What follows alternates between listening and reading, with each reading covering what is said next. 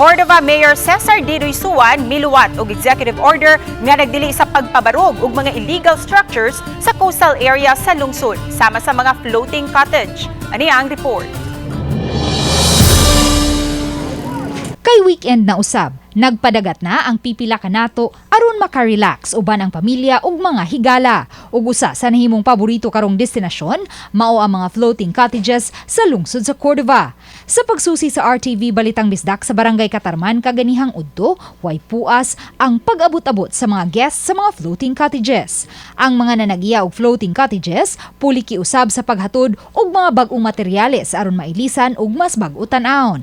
Sa Executive Order No. 1, Series of 2022, nga giluwatan ni Mayor Cesar Didoy Suan niadtong Martes, Hulyo 5, gimando niya nga dili tugutan sa lungsod ang tanang illegal structures sama sa mga floating cottage ug fixed cottages nga anaa sa legal easement ug sa mga coastal area sa lungsod sa Cordova. Ang maong Executive Order pinasubay sa suwat nga gipada sa DNR niadtong Enero 19, 2022 nga nagpahinumdum sa lungsod nga gikinahanglan na niining tumanon ang easement areas. Subay niini, gimando sa mayor ang pagpahunong gilayon sa mga padayon pang gipabarog nga mga floating ug fixed cottages. Giawhag usab niini ang mga barangay kapitan ug ubang mga concerned agencies nga ihunong na ang pagpanghatag og mga permits sa maong mga estruktura.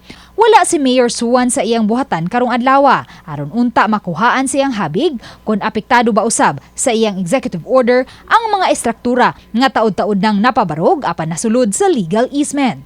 Wala usab siya motubag sa among mga text ug tawag. Si Katarman Barangay Councilor Noel Aro mipasabot nga gipahunong na nila ang mga nagsugod pa lang pagpabarog og estruktura.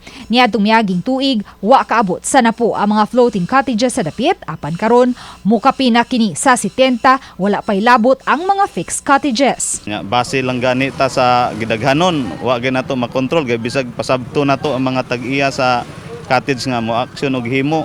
Mura man sila og kanang mo action og kalain. Pero ang amo adya amo ra gid unta silang gipahibaw at least dili ba masayang ilang gasto.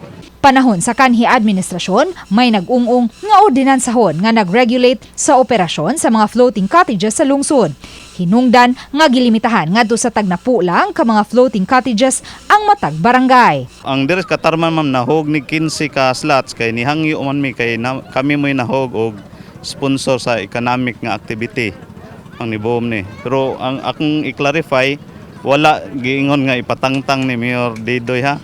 Ang paghunong na lang sa pag-construct kay na-over na sa gidaghanon. Uban ni Marlon Belgazo, Luan Merondina, Balitang Bisdak.